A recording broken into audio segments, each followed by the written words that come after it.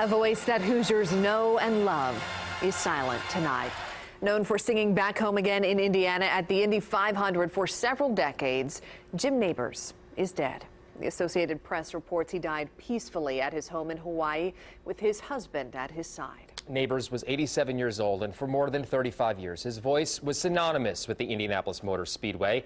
First time Nabors sang Back Home Again in Indiana was 1972. He thought he would be singing the national anthem, but was surprised just minutes before the start of the race. Nabors would write the lyrics on his hand, and the rest, as they say, is history. Wish TV racing analyst Eric Daly says that he heard about the news of Nabors' death this morning. I was sad because the day comes for everybody, but you just don't expect it because he is larger than life when you meet him. You just don't expect that, you know, his days are numbered at that time. But there's always a sadness, and then there's also a joy that he got to live and do what he wanted.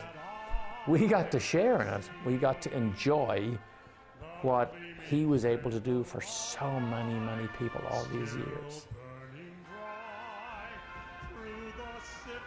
The Associated Press reports that his health had been declining for several years before becoming a staple at the Indy 500. Nabors was well known for portraying the role of Gomer Pyle on the Andy Griffith Show in the 1960s. Also tonight, reaction across the IndyCar circuit on Nabors' passing. Drivers from the past and present took to social media remembering the late Indy 500 icon.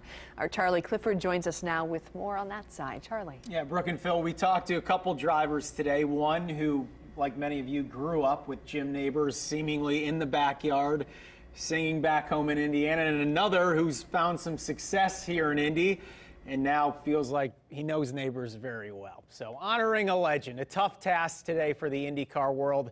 32-time race winner Will Power summed it up well, tweeting, quote, "Jim Nabors will always be one of the greatest ambassadors to the greatest spectacle in racing." And that sentiment continues to echo across the series. Ed Carpenter told Wish TV this afternoon, Nabors and Back Home Again in Indiana was simply magic. And the tune at the 500 will always be connected to the Alabama native who found a new home here in Hoosier country. Here are Carpenter and 2016 Indy 500 champ Alexander Rossi on today's news.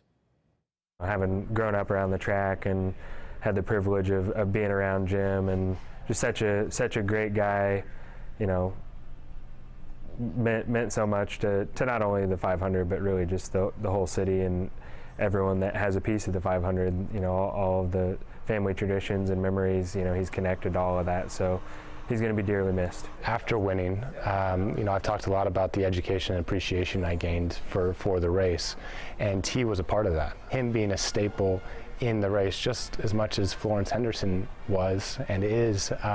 His legacy will continue on forever, and he'll definitely have a place at the Indianapolis Motor Speedway Museum and in everyone's heart who is racing the Indianapolis 500 without a doubt. And we're going to feel much more from these two ahead at 6 o'clock, but talking to them both, tough for everybody out there, because he was a piece of the 500 that nobody's going to forget. Absolutely. Yep. Thanks, No Charlie. Thank you. Well, reaction also pouring in from fans about Nabors' passing. Yeah, our team coverage continues right now. 24-hour News 8's Eric Feldman, who's live at IMS. Eric, good evening to you. Good evening, Phil and Brooke. You heard some of that reaction so far from Charlie, but plenty more on social media and also from Hoosiers that we've talked to today. One of those is a Wish TV contributor, Laura Steele. She also served on the IMS public address team, and she's interviewed Jim Nabors many times and says even though Nabors was not well, this is still a tough day with the passing of the Alabama native, beloved here as if he were a Hoosier. He always had a hug. So, in fact, his hugs were just, he embraced you like he meant it. He was just so incredibly kind. The hugs were genuine. He loved being at the Indianapolis Motor Speedway, and you could tell that in the way that he embraced you and the way that he said hello to people.